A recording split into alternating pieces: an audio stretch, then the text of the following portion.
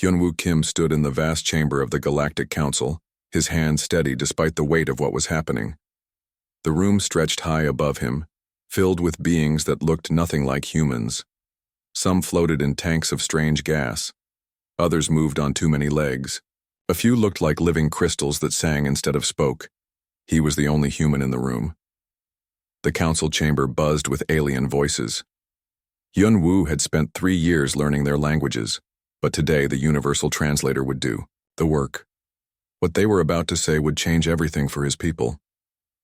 Representative Kim, the lead counselor, spoke. It was a Vorthak, a being made of blue crystal that stood 12 feet tall. Its voice came out like breaking glass. Your species has gone too far. Hyunwoo kept his face calm. He had trained for this moment.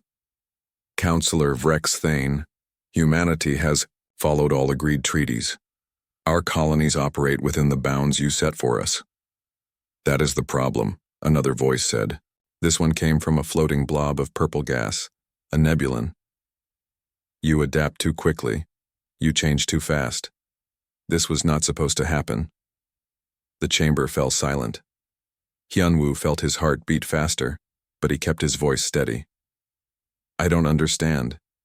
Adaptation is natural. All species adapt to survive.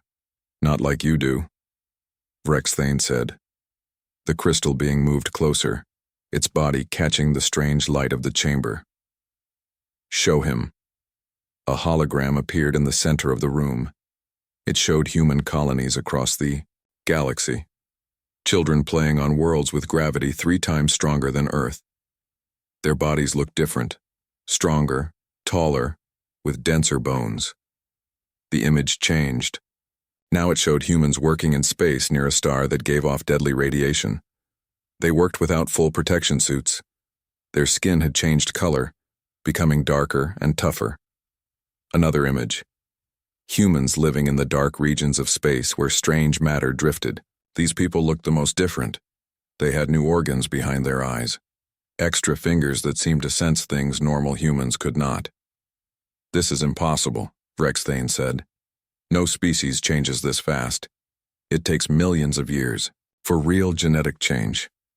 Your children are becoming something new in just 1 generation. Hyunwoo stared at the images. He had heard reports, but seeing it all together was shocking. These people are still human, they're just adapted to their homes. Adapted? The nebulan's gas swirled angrily. Your species is evolving at a rate that breaks all known science. Some of your colonists have developed entirely new senses. Others can survive in environments that should kill any organic life. A new voice joined the conversation. This one came from a being that looked like a walking tree. We have seen this before, human. Long ago, before your species left its homeworld, there were others who changed as you do. What happened to them? Hyunwoo asked. They vanished, Vrex Thane said simply. After they became too powerful to control. The chamber filled with the sounds of alien discussion. Hyunwoo caught words in different languages. Dangerous, uncontrolled, threat. Finally, Vrex Thane spoke again. The Galactic Council has reached a decision. Humanity must stop its expansion beyond the human quarantine zone. All colonies in the outer systems must be abandoned. Your people must return to the inner worlds. That's impossible, Hyunwoo said. Those colonies are home to millions of people. Many were born there. Earth is just a story to them. Then they must learn to live with that story, the Nebulan replied. Because if they do not return willingly, we will bring them back. You're talking about forced relocation, Hyunwoo said, his diplomatic training slipping. These are families, children, people who have never known any other home. We are talking about survival, Vrex Thane said, not just ours, yours too. Your species is becoming something that cannot be controlled, something that might not stay friendly to others. Another hologram appeared. This one showed human colonies that had been out of contact for months. When contact was finally made, the people there had changed even more. Some could speak without words, sharing thoughts across great distances. Others had learned to see energy patterns that normal eyes could not detect. Look at them. the tree being said. They are becoming something beyond what we understand, something that might decide other species are not necessary. Yunwu felt anger building in his chest. Humanity has never been aggressive toward other species. We've followed every rule, every treaty. We've been peaceful neighbors. For now, Vrexthane said. But what happens when your people become so different that they no longer see us as equals? What happens when they become so powerful that they no longer need us? You're afraid, Yunwu realized. This isn't about protecting anyone.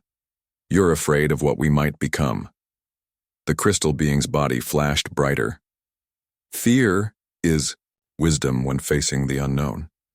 Your species has 30 standard days to begin the relocation. All outer colonies must be evacuated within 1 year.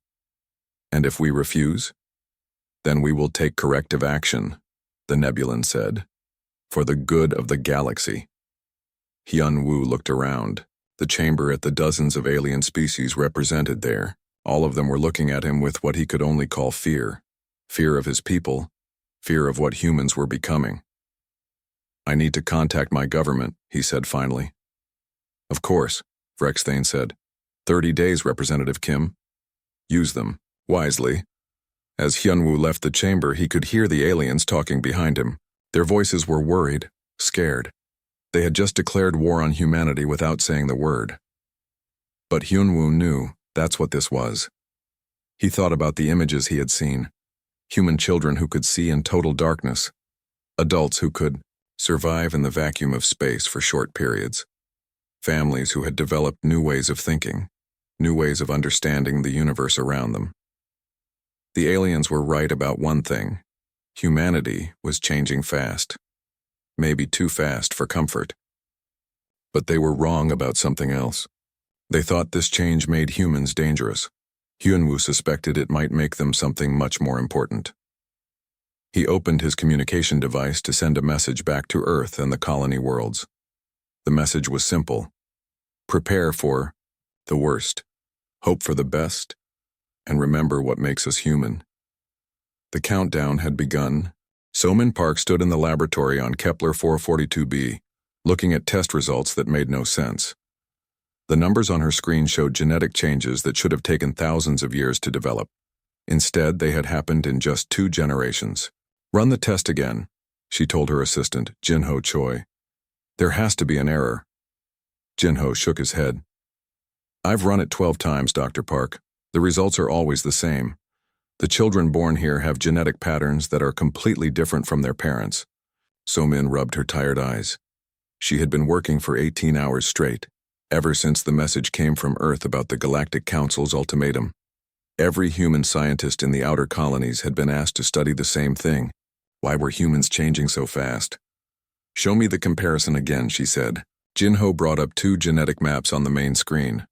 One showed the DNA of the original colonists who had arrived on Kepler 442b 30 years ago. The other showed their children and grandchildren born on the planet.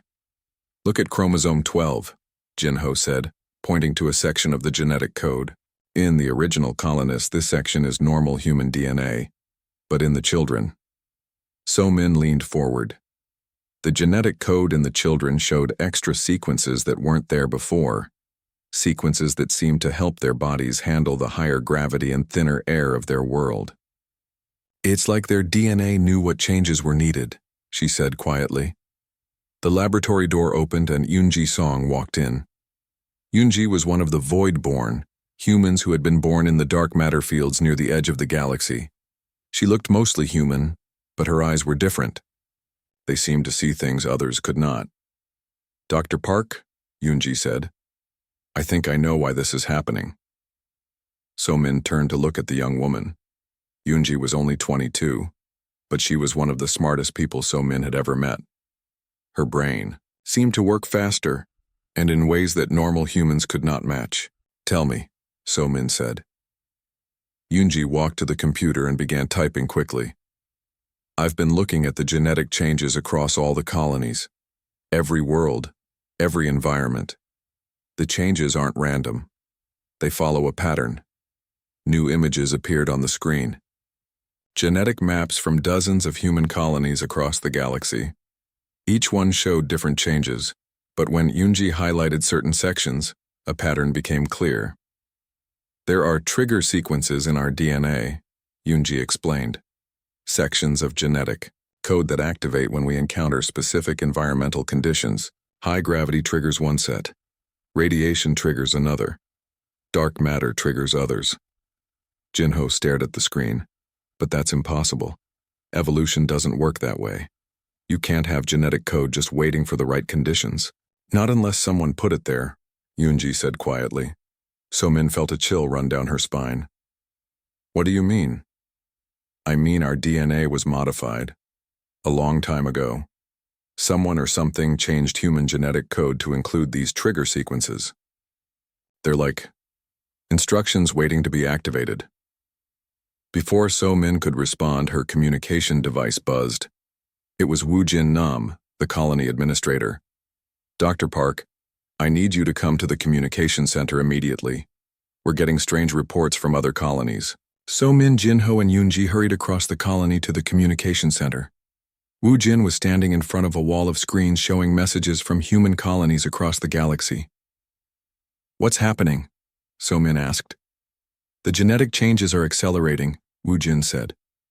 Ever since news of the Council's ultimatum spread, colonists everywhere are reporting faster adaptation. Children who were normal yesterday are showing new abilities today. On the screens, So-min could see reports flooding in. Children on high radiation. Worlds were developing natural radiation shielding in their skin. Kids on ice planets were growing new organs to process oxygen more efficiently. Most amazing of all, some young people in the void regions were beginning to communicate without words, sharing thoughts across vast distances. It's like the threat triggered something, Wu Jin said. Like our bodies know we need to change faster. Yunji stepped forward, her strange eyes focused on something the others couldn't see. We need to contact Taijin Li on Earth. He needs to know what we've found. The military commander? So-min asked. Why? Because this isn't just about genetics, Yunji said. Someone modified our DNA for a reason, and I think that someone left other things behind too. So-min established a secure connection to Earth. Taijin Li's face appeared on the screen. He looked tired and worried. Dr. Park, he said, I hope you have good news. I have strange news, So-min replied. Our genetic changes aren't natural evolution. Someone modified human DNA long ago, and the modifications are activating now. Taijin's eyes sharpened. That matches what we've discovered here. I've been going through classified alien archives that our spies obtained. There are references to an ancient species called the Architects. They disappeared millions of years ago, but they left warnings behind. What kind of warnings? Wu Jin asked. Warnings about something they called the adaptive inheritors. Species that could change to survive any environment. The aliens think we might be connected to these architects somehow.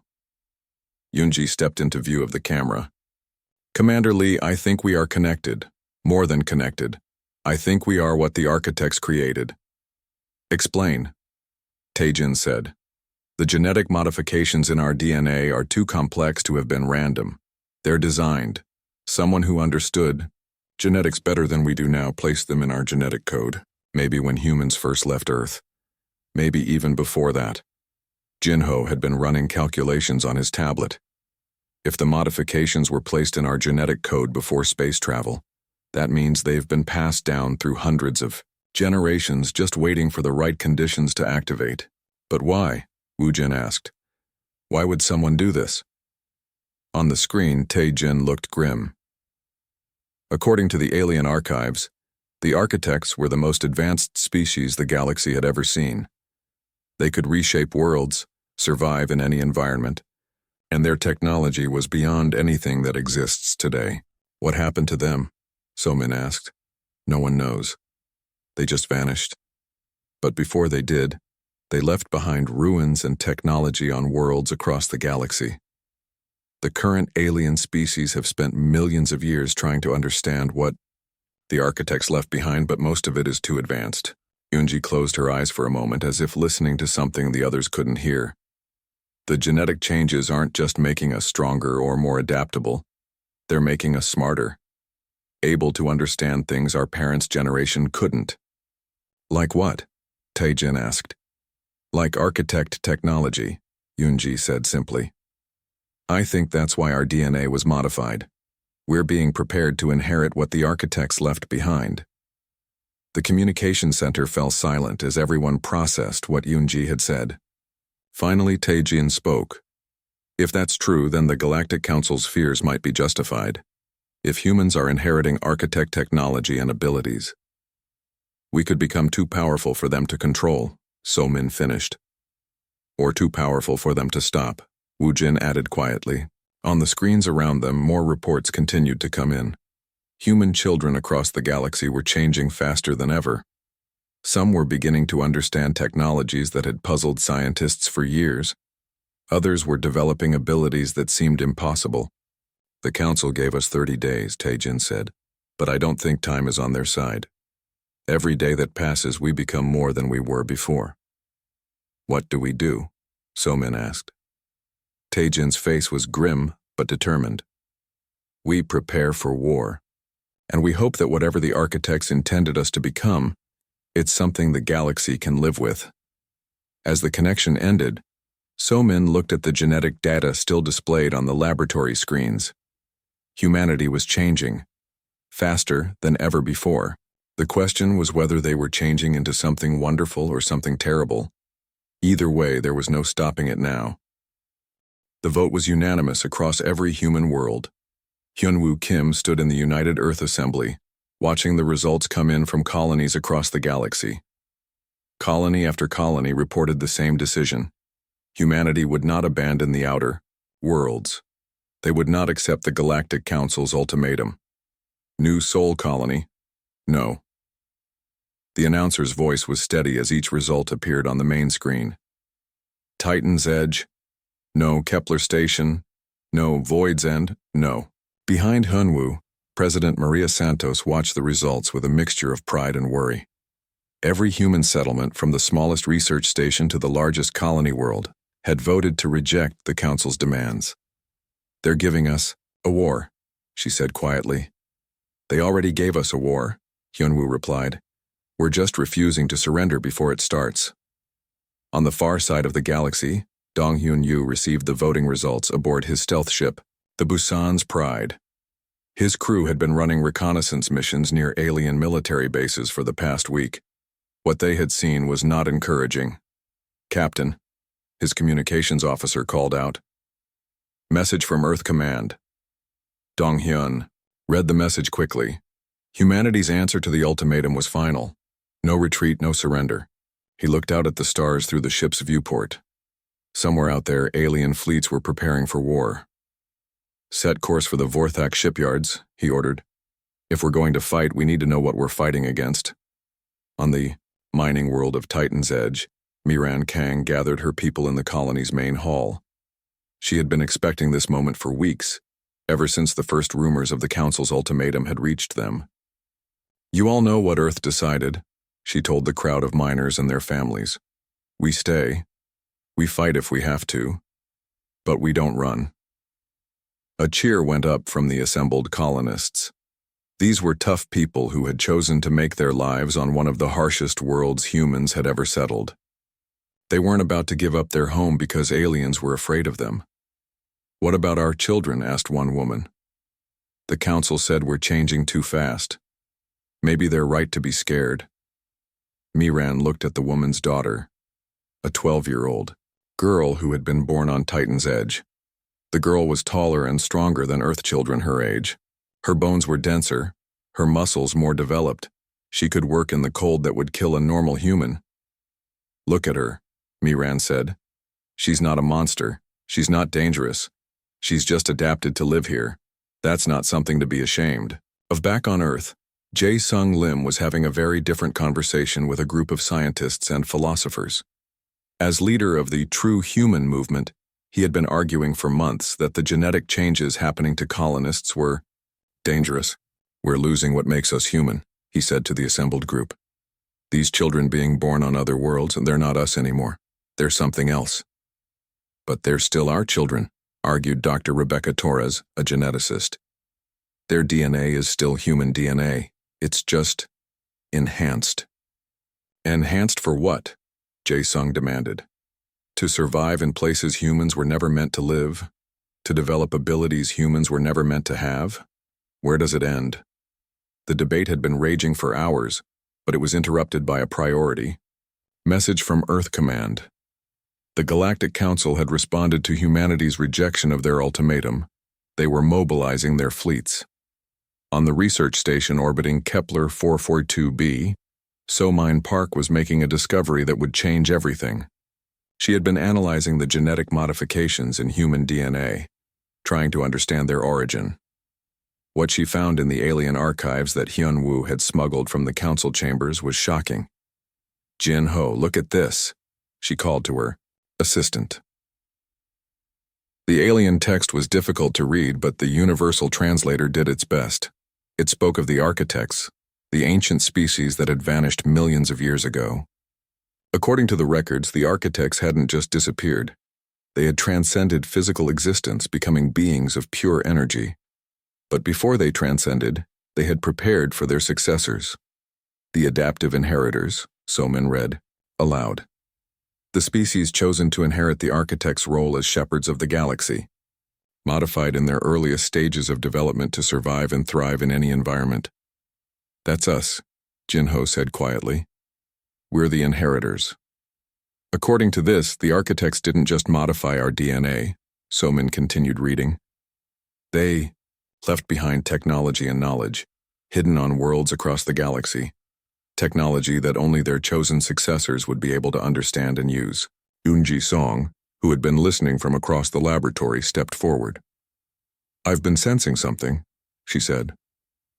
Ever since the ultimatum was announced, it's like there's something calling to me from the center of the galaxy. The architect homeworld, So-Min breathed. It's real. Meanwhile, Tae-jin Lee was coordinating humanity's military response from Earth Defense Command. Reports were coming in from across human space. Alien fleets were moving into position around human worlds. How long do we have? He asked his intelligence. Chief, best estimate, 72 hours before the first attacks begin, came the reply. They're positioning fleets at 12 major colony worlds simultaneously. Tae-jin studied the tactical displays. Humanity was outnumbered at least 10-1. Their technology was inferior to most of the alien species. In a straight fight, they would lose. But something had been happening over the past few days that gave him hope. As news of the impending war spread, the genetic changes in humans were accelerating even faster. Children who had shown minor adaptations were developing major new abilities almost overnight. Sir? His communications officer called. Out. Priority message from the Void colonies. Tae-jin opened the message and stared at its contents. The Void-born humans, those who had been born in the dark matter regions, were reporting something incredible. They were beginning to see patterns in space that no instruments could detect. They could sense the movement of alien fleets across vast distances. Get me Yoon-ji-song, Tae-jin ordered. When the connection was established, Yoon-ji's face appeared on the screen. But something about her had changed. Her eyes seemed to glow with an inner light. Commander Lee, she said before he could speak. I know why you're calling. We can sense them, all of us born in the void. We can feel the alien fleets moving through space. How many ships? Thousands, Yoon-ji replied. But that's not the important part. The important part is what else I can sense. There's something at the center of the galaxy. Something vast and powerful, and it's been waiting for us. The architect homeworld? More than that, Yoon-ji said. I think it's the architects themselves. Not gone, just changed. And they're waiting to see if we're ready to inherit what they left behind. Tae-jin felt a chill run down his spine. Are we ready? Yoon-ji was quiet for a moment.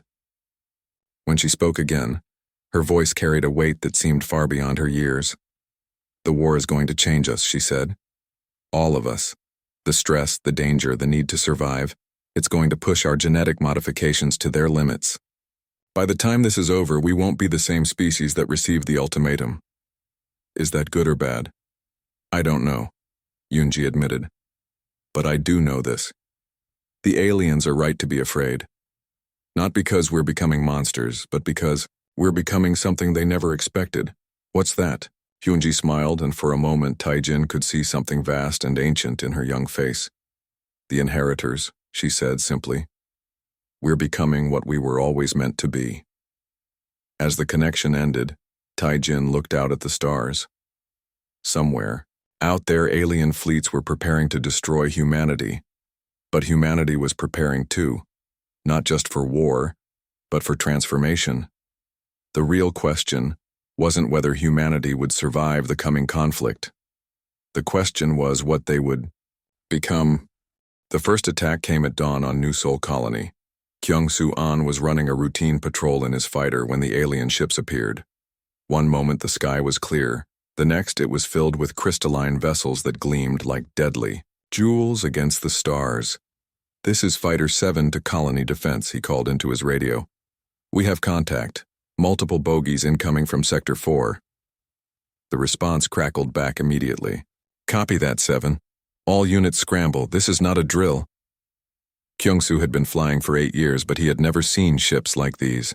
The Vorthak vessels moved in ways that seemed to ignore the laws of physics, turning without losing speed, stopping without slowing down first. "Engaging target," he reported, locking onto the nearest enemy ship. His first missile should have destroyed the alien vessel. Instead, it passed right through it, as if the ship had become a ghost. The second missile did the same thing. "Control, my weapons aren't working. Targets appear to be phase shifting." "Copy that, 7. Switch to pulse cannons." Kyung-Soo changed tactics, but as he dove toward the enemy formation, something strange happened. His vision became sharper, clearer. He could see patterns in the alien ship's movement that he had never noticed before. More than that, he could predict where they would move next. Without understanding how, he began to anticipate every turn, every attack. His hands moved on the controls faster than thought, and his fighter danced through the enemy formation like it was performing a ballet. "7, what's your status?" Control called. I'm seeing them," Kyung-Soo replied, his voice filled with wonder. "I can see where they're going before they go there."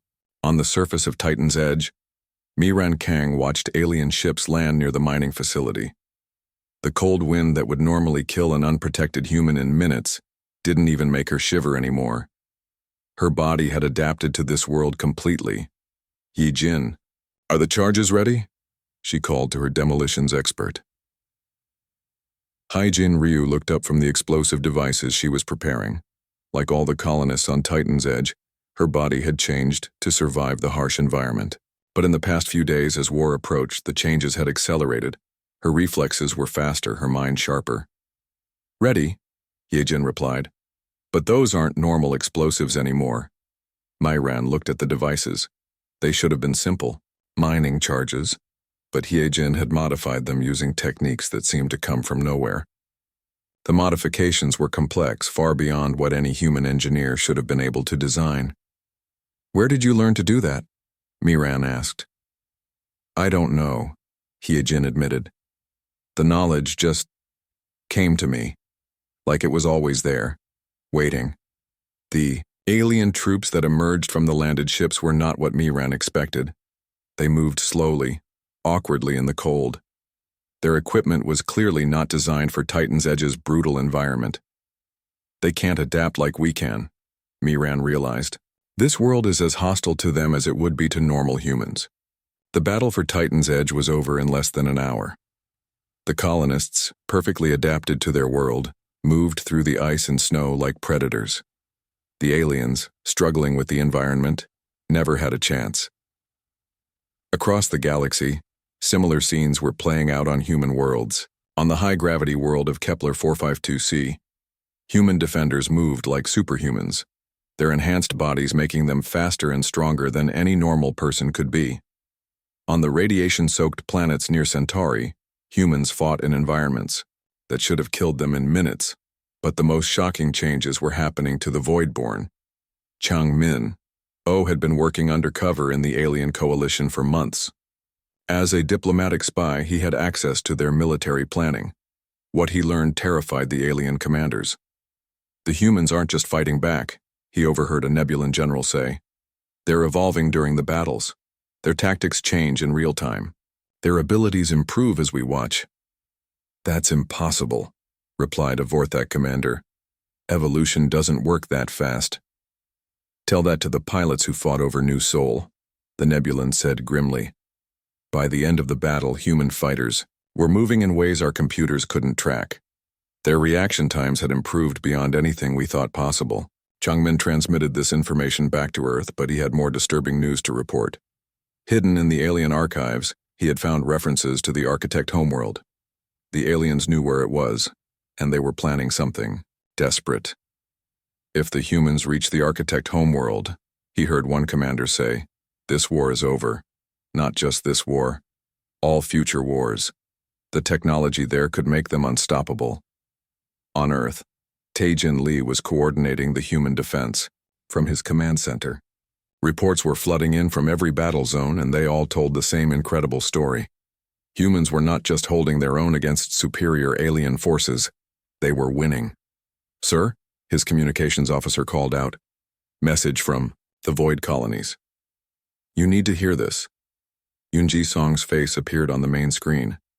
She looked different than she had just days before. Her eyes now glowed with a soft light, and when she spoke, her voice carried harmonics that seemed to resonate in the air.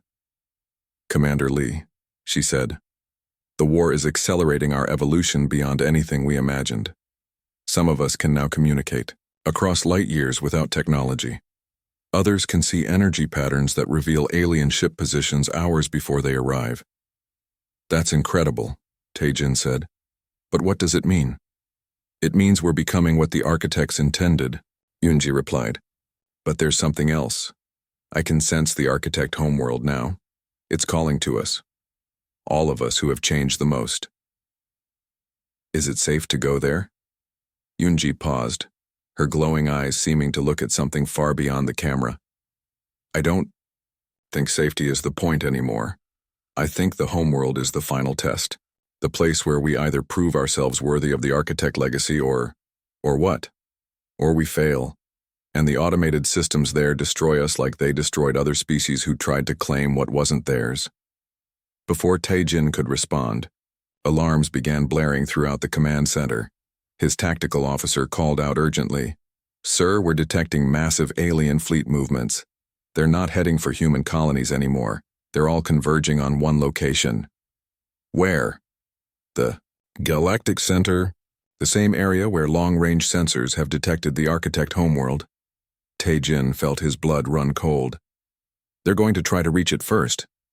Sir, another officer called out, we're receiving similar reports from human fleets across the galaxy.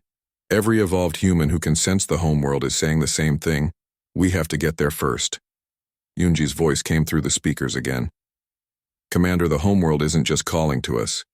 It's been calling to every species for millions of years, but only the true inheritors can safely approach it. The aliens know this. They're not going there to claim the Architect legacy. Then why? To destroy it, Yoonji said simply. If they can't have it, they'll make sure no one can. Taejin looked at the tactical displays showing alien and human fleets racing toward the Galactic Center. The war had started as a conflict over human expansion. Now it had become a race for the greatest prize in the galaxy. All human fleets, he ordered. New primary objective, reach the Architect homeworld before the alien coalition does. The future of our species depends on it.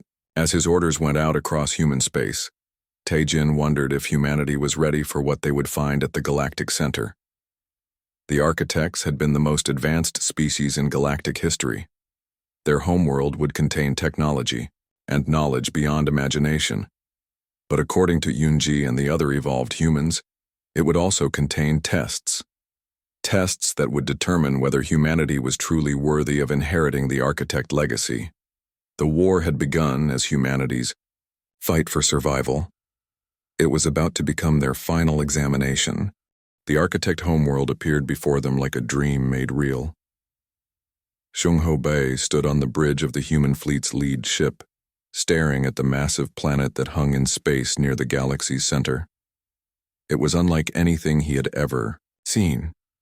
The entire world seemed to be made of crystal and light, with structures that twisted through dimensions his eyes couldn't quite follow. "Sensors are going crazy," reported his science officer.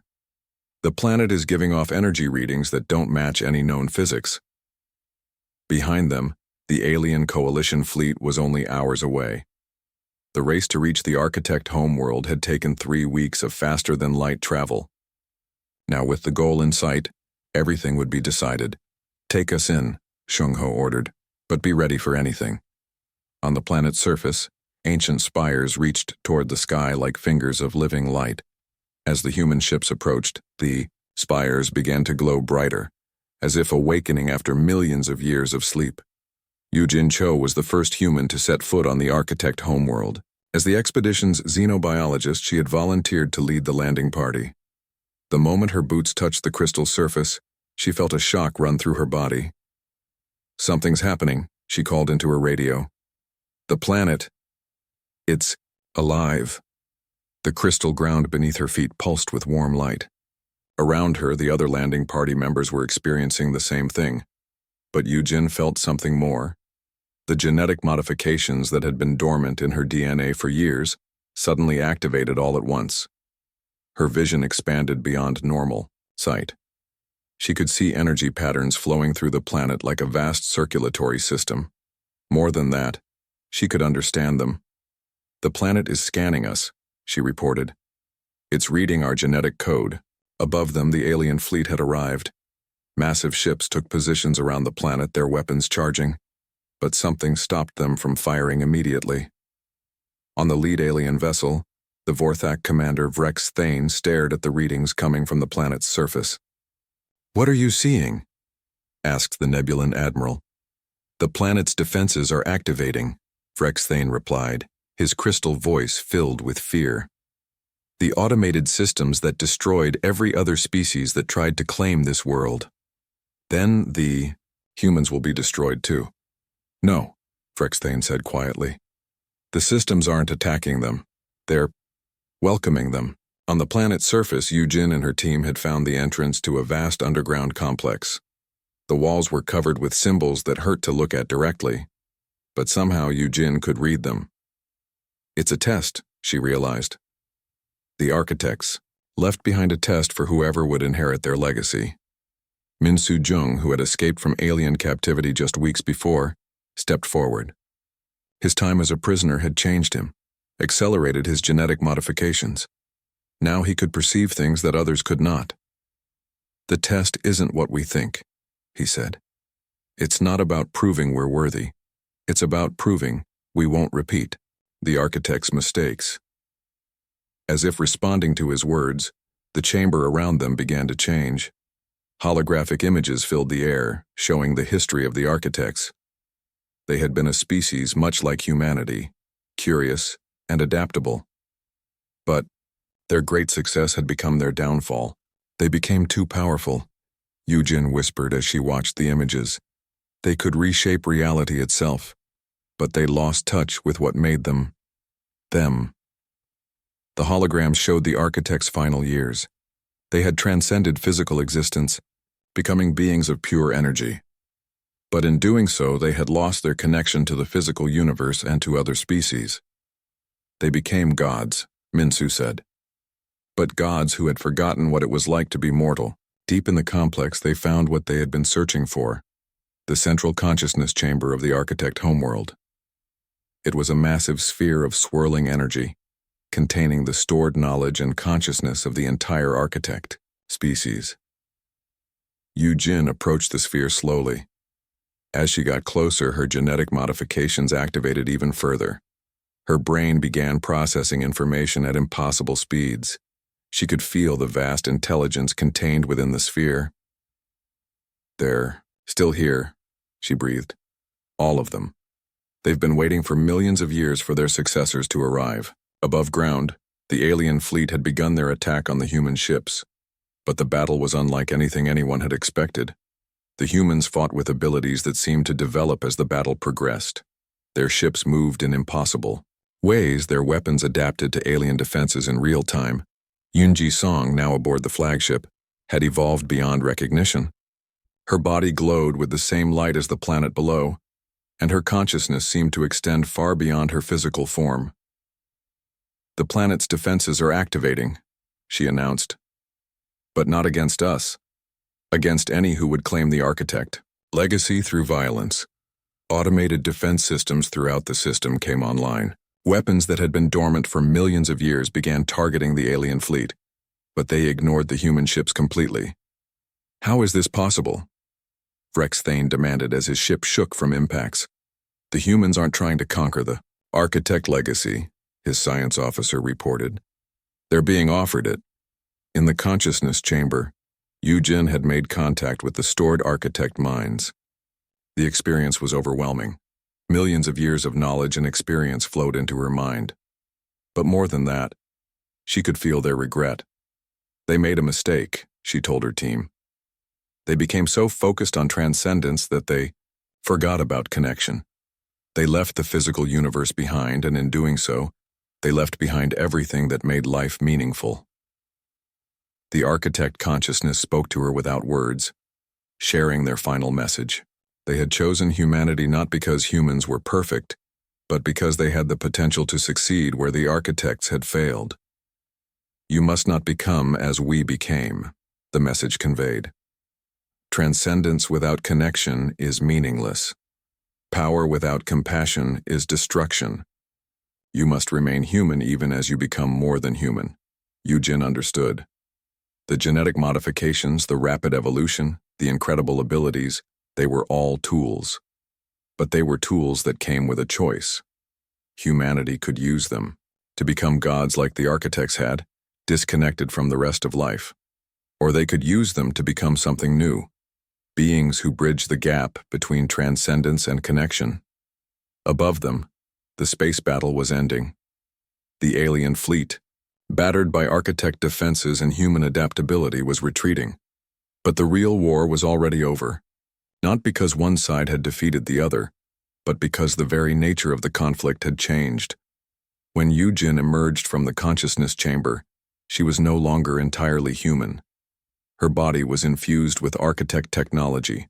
Her mind expanded beyond normal limitations. But unlike the architects, she remained connected to her humanity and to her fellow humans. The other members of her team had undergone similar transformations. They were becoming the bridge between what humanity had been and what it could become. "What happens now?" Seung-ho asked when they returned to the ships. "Now we go home," Yujin replied, "and we teach our species what we've learned." The journey back to human space took months. During that time, the knowledge and technology inherited from the architects began to spread throughout humanity. But it spread carefully, with wisdom rather than abandon. When they finally reached Earth, humanity had been transformed, not into gods, but into something that had never existed before. A species that could transcend physical limitations while remaining connected to the physical universe. The Galactic Council, faced with this new reality, was forced to accept that their war had created exactly what they had feared most. But the humans who returned from the architect homeworld were not conquerors. They were teachers, healers, and guardians. Hyunwoo Kim stood once again in the council chambers, but this time he was not alone. With him were representatives of the new humanity, beings who could exist in any environment, understand any technology, and bridge any gap between species. "You declared war on humanity's descendants," he told the assembled aliens, "and in doing so, you forced us to become exactly what the galaxy needed. Thank you." The transformation was not complete. It would take generations for humanity to fully grow into their inheritance. But the path was clear now. They would become the shepherds of the galaxy that the architects had intended them to be, not as rulers, but as servants, not as gods, but as the bridge between the mortal and the divine. The war was over. The inheritance had begun. And in the vast tapestry of the galaxy, a new thread had been woven, one that would connect all species, all worlds, and all possibilities for millions of years to come. Humanity had proclaimed war on themselves and emerged as something greater than they had ever imagined possible.